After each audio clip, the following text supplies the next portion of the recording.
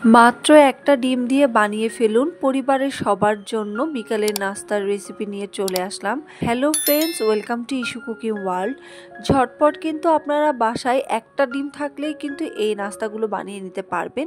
এই নাস্তাগুলো বানিয়ে নেওয়া কিন্তু খুবই সহজ আর দেখতে কিন্তু অনেক বেশি আকর্ষণীয়, আর খেতে তো দুর্দান্ত হয়। চলুন ঝটপট আজকের এই রেসিপিটি দেখে নেই। এই জন্য প্রথমে আমাদের লাগবে একটা ডিম। আমি ডিমটাকে ভেঙে নিয়ে নিলাম একটা মিক্সিং বলে। এরপরে দিয়ে দিচ্ছি 1/3 কাপ পরিমাণে চিনি আর সাথে দিয়ে দিচ্ছি স্বাদ মতো লবণ। এখন সবগুলো উপকরণ ভালোভাবে মিশিয়ে নিচ্ছি। চিনিটা গলে গেলেই কিন্তু এটা মেশানো হয়ে যাবে। 3 থেকে 4 মিনিট খুব ভালোভাবে এটাকে মিশিয়ে নিয়েছি।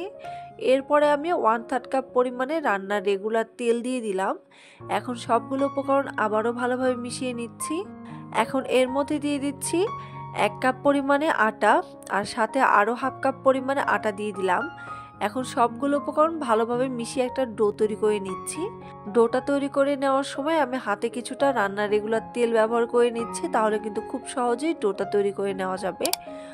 এই তো দেখতে পাচ্ছেন ডোটা আমি ভালোভাবে মথে নিয়েছি। আর ঠিক এই সময় আমার মনে পড়ে গেছে যে আমি তো বেকিং পাউডারই ব্যবহার করিনি। এখন আমি এর মধ্যে 1/2 চামচ পরিমাণে বেকিং পাউডার দিয়ে দিচ্ছি। আমি কিন্তু বেকিং পাউডারটা দিতে ভুলে গিয়েছিলাম। আমার মতো কিন্তু ভুলে গেলে হবে না, অবশ্যই কিন্তু বেকিং পাউডার দিয়ে নিতে হবে। তাহলে কিন্তু এটা খেতে আরও বেশি ভালো লাগবে আর অনেক সুন্দরভাবে ফুলবে। এই তো দেখতে পাচ্ছেন আমার কিন্তু ডো করা হয়ে গেছে। এখন এই ডোটাকে একটু রোলের মতো করে আমি লম্বা করে নিচ্ছি। এই তো দেখতে পাচ্ছেন আমার কিন্তু লম্বা করে নেওয়া হয়ে গেছে। এখন এটাকে আমি মাঝখানে একটা ভাগ করে নিয়ে তারপরে আমি ছোট ছোট টুকরো করে কেটে নিচ্ছি। ঠিক এই সাইজের করে আমি ছোট ছোট টুকরো করে কেটে নিলাম। এই তো দেখতে পাচ্ছেন আমার কিন্তু টুকরো করে কেটে নেওয়া হয়ে গেছে। এখন এর থেকে একটা টুকরো নিয়ে ঠিক এভাবে আমি লম্বাটে করে নিচ্ছি। আমি সবগুলো এভাবে লম্বাটে করে নিয়ে নিয়েছি। এখন এগুলোর থেকে একটা করে লেচি নিয়ে কিন্তু আমি আজকের এই নাস্তাটি তৈরি করে নিব।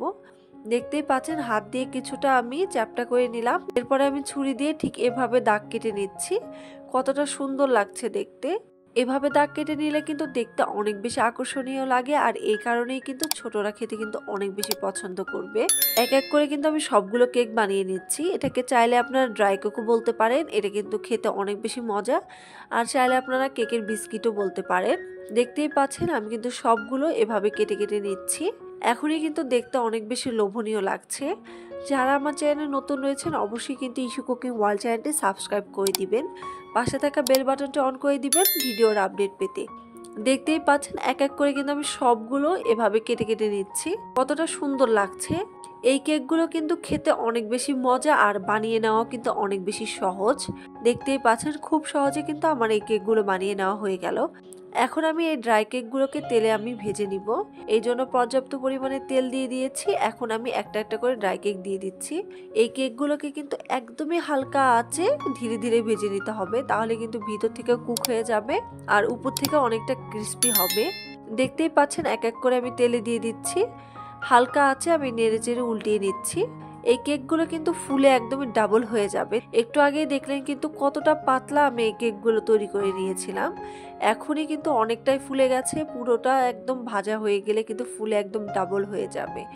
আর এই কেকগুলো ভেজে নিতেও কিন্তু খুব একটা বেশি সময় লাগে না। 5 থেকে 6 মিনিটের মধ্যেই কিন্তু এই কেকগুলো ভাজা হয়ে যায়।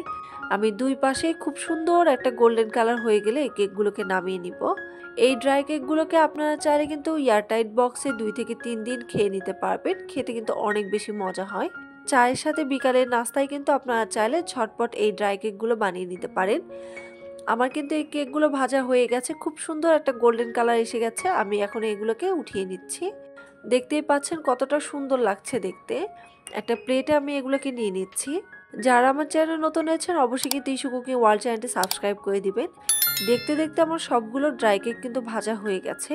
আমি কাছ থেকে দেখিয়ে দিচ্ছি কতটা যে সুন্দর লাগছে। এটা আসলে আপনাদেরকে বানিয়ে বুঝতে হবে।